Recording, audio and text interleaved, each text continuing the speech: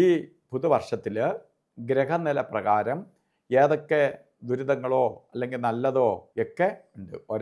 നമ്മൾ ഇതിൽ പറയുന്നത് കോമൺ ആയിട്ടാണെങ്കിൽ പോലും നമുക്ക് 100% അവരവരുടെ ജാതകവും കൂടി കണ്ടാൽ മാത്രമേ നമുക്ക് പറയാൻ പറ്റുള്ളൂ. ആർക്കും, കാരണം ജാതകത്തിൽ ഗ്രഹങ്ങൾ അത്ര സപ്പോർട്ടീവ് ആണെങ്കിൽ ഇതൊന്നും അധികമായിട്ട് ബാധിക്കുക. എന്നാൽ നല്ലൊരു ശതമാനം പേർക്കും, ഒരു 50% പേർക്കും ഈ ഗ്രഹങ്ങളുടെ മാറ്റം കൊണ്ട് ഫലങ്ങൾ അനുഭവിക്കേണ്ടി വരും.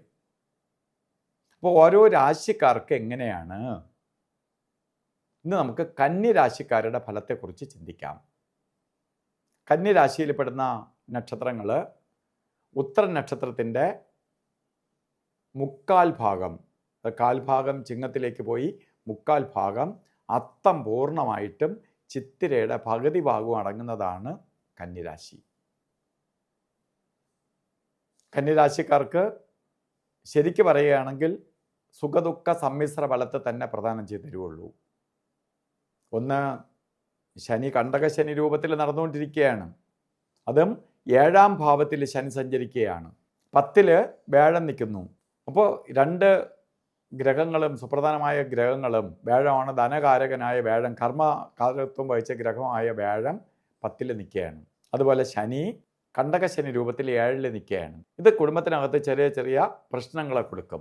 പ്രധാനമായിട്ട് ദാമ്പത്യ ജീവിതത്തിൽ ചെറിയ അതൃപ്തി ഉണ്ടാവും. ദാമ്പത്യമായിട്ട് സൂക്ഷിക്കണം. പലതരത്തിലുള്ള അസ്വസ്ഥതകൾ വന്നു ചേരും. ഇപ്പോൾ ദാമ്പത്യ ജീവിതത്തിൽ പലതരത്തിലുള്ള ബുദ്ധിമുട്ടുകൾക്ക് ഇടവരുത്തും.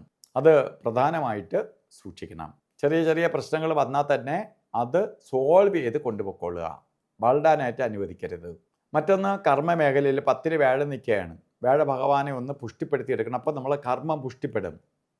കാര്യങ്ങളൊക്കെ വ്യാഴം 10 നിൽക്കുന്നതിൻ്റെ പേരിൽ പോകുമെങ്കിലും ഇതുപോലെ സമാധാനക്കുറവ് വരും, ശാരീരിക ബുദ്ധിമുട്ട് വരും. 7ൽ നിന്നുകൊണ്ട് പൂർണ്ണമായിട്ട് ദൃഷ്ടി ചെയ്യുകയാണ് ശനി. അപ്പോൾ ശനിയുടെ ദൃഷ്ടി ഈ രാശിക്കാർക്ക് പതിയാണ്. അതുകൊണ്ടാണ് സുഖദുഃഖ സമ്മിശ്ര ഫലത്തെ കൊടുക്കുമെന്ന് പറയാൻ കാരണം.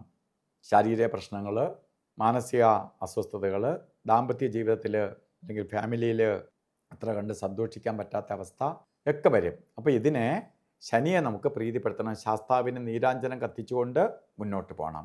വ്യാഴം നമുക്ക് സപ്പോർട്ടീവായിട്ട് നിൽക്കുകയാണ്. അപ്പോൾ വിഷ്ണു ക്ഷേത്രത്തിലും ഇടയ്ക്കിടയ്ക്ക് പ്രാർത്ഥിക്കണം. അപ്പോൾ നമുക്ക് ഈ ദോഷത്തിൽ നിന്ന് നമുക്ക് അതിജീവിച്ച് പോകാൻ സാധിക്കും.